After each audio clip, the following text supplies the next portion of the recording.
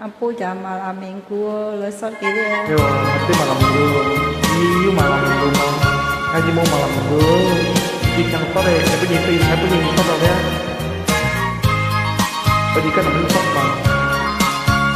Yang kamu tuh di kantor. Nhìn phụ am malam minggu. Ngaji mỗi cái xe mộ chu. Đi bè vô đó. Leo tới mỗi chỉ to khỏi xin. Sự gian ấy tay ra lối lý. Kim phụ âm malam minggu. Antoni Yuloy Moli buồn luôn thôi heo vàng rằng chung chiếu diêu thôi một ali Thôi một ali chính sự chiếu thơ. Phải nhiều vụ am và với ai nào. Thế có ơi trong to khó anh hi. Tâm trung chiều chiều thôi ali. Kim phụ âm malam minggu Anto môi trái chơi một ly Mười cha chẳng ăn tệ thì cho cây xám cô bôi dùng chân đi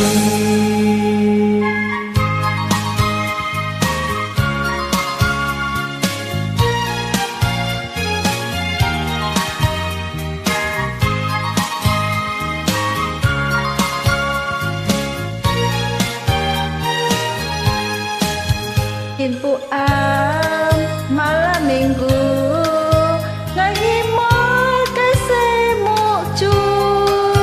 Leo tới mỗi chỉ to khỏi xin. Sự dài ngay tay ra lối lý. Kim phụ âm malam minggu Antoni Yuloy Moli buồn lo những heo vàng tầm chung chiếu diêu thôi một ali Thôi một ali chính sự chiếu thơ. Phải nhiều phụ am và với ai nào. Thế con ơi trong có khó anh hi.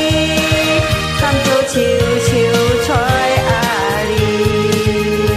Kim phụ âm malam minggu Anto môi trái trôi